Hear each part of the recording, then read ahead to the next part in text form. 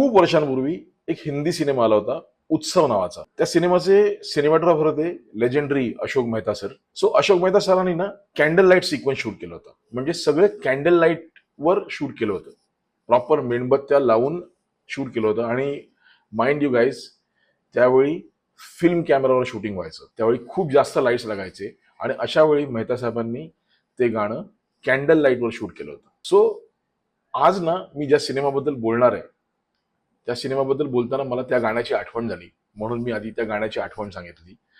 आज जे मी डिस्कस करणार आहे, actually it is a complete master class of cinematography. हा सिनेमा म्हणजे असं म्हणायला हरकत नाही.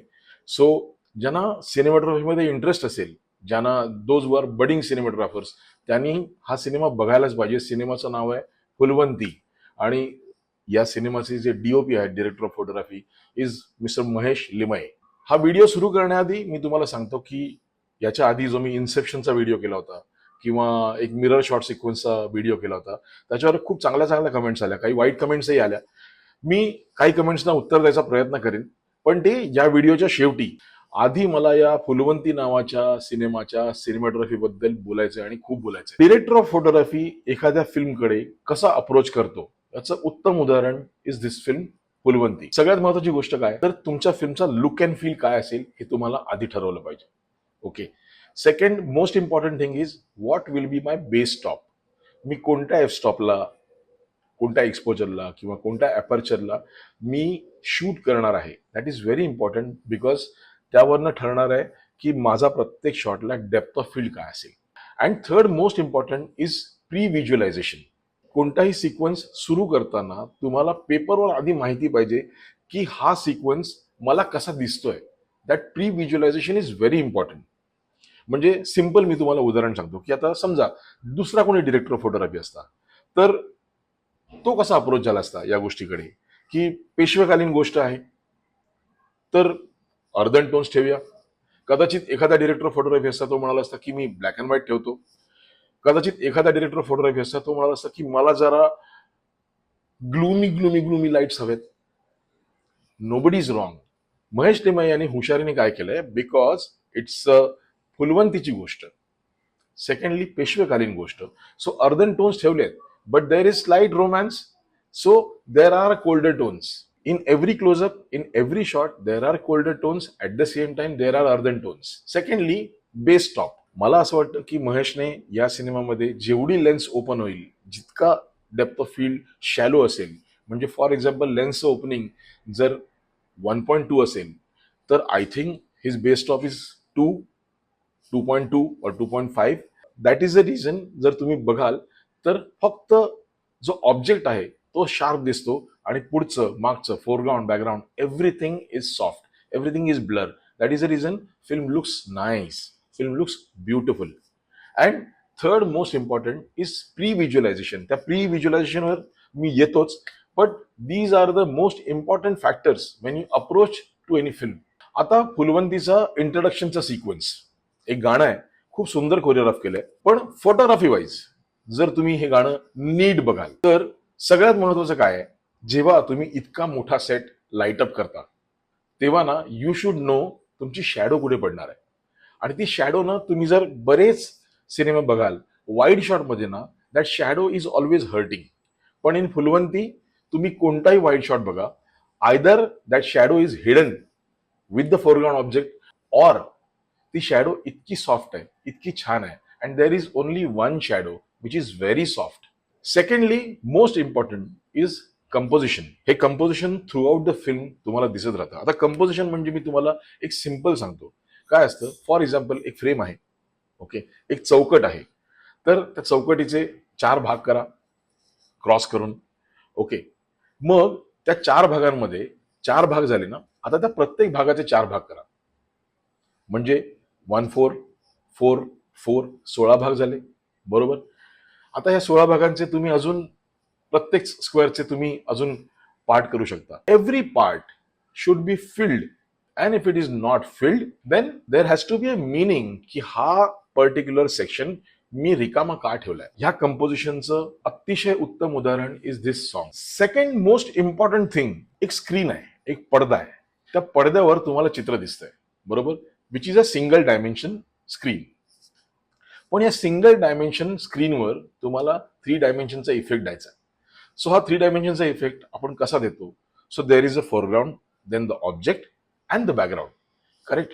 या गाण्यामध्ये जर तुम्ही नोटीस केलं ना, तर there is a foreground, there is object and there is background. The foreground is in symmetry, object is in symmetry, background is in symmetry. म्हणजे कसं मी तुम्हाला सांगतो की फॉर एक्झाम्पल फोरग्राऊंडला काही दिवे आहेत. सो जर तुम्ही 4 भाग केले तर राईट साईडला तितकेच लॅम्प्स आहेत, लेफ्ट साईडला तितकेच लॅम्प्स आहेत. ऑब्जेक्ट, जर तुम्ही प्राजक्ता माळीवर फोकस करताय, तिच्या बाजूला इथे 8 डान्सर आहेत, इथे 8 डान्सर आहेत. देर इज नो 9वा dancer here, there is no 10वा dancer here. There is correct symmetry, which is a very good photography. त्यानंतर मी जे तुम्हाला म्हणत होतो की pre visualisation is very important.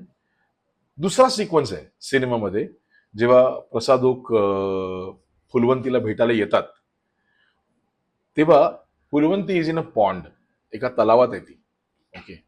आता खरं सांगू, हा तलाव ना तुम्ही नेकेड आयला ज्यावेळी बघाल त्यावेळी तो इतका बॅरन दिसेल, इतका रिकामा दिसेल.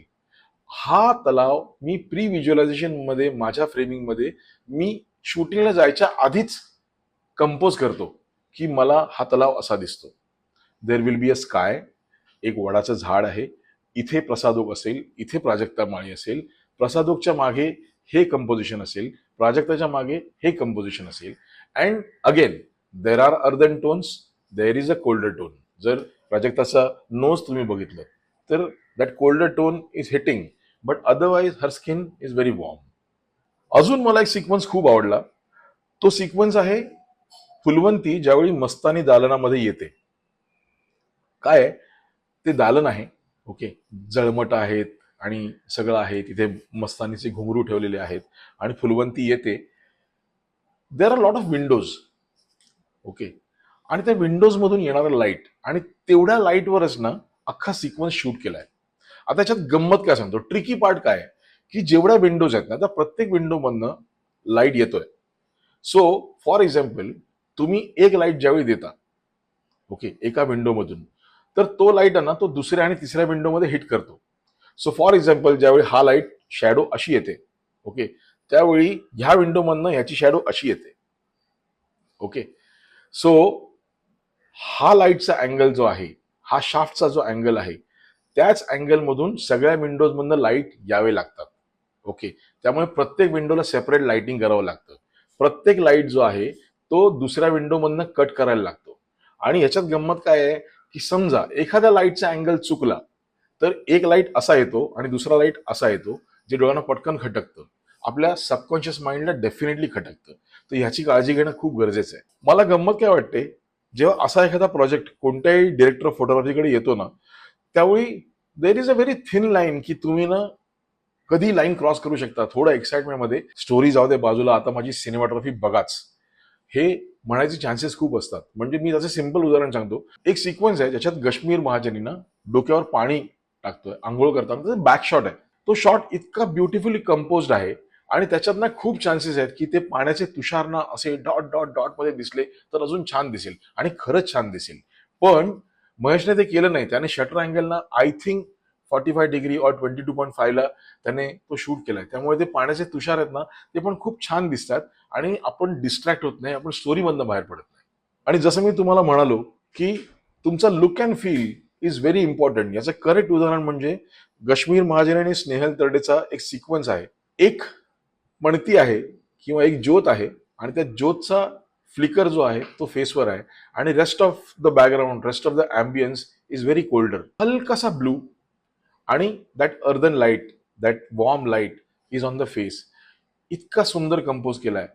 म्हणजे दोघांचा सिक्वन्स आहे, पण that ambience is very nice. आणि शेवटचा शॉट, फुलवंती पायऱ्यांवर बसली आहे आणि तिचा लांब लचक पदर असा पायऱ्यांवरनं ओघळलाय.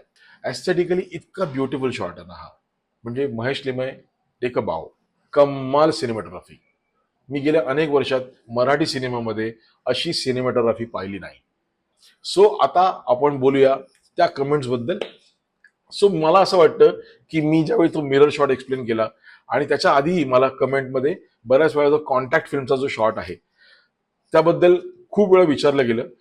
मी खरं सांगू का, ऍक्च्युली आपण ना बऱ्याच वेळा फिल्म मेकिंगला ॲज अ रॉकेट सायन्स बनवतो. रॉकेट सायन्स बनवायची गरज नाही, खूप सिम्पल शॉट आहे तो. मला असं वाटतं.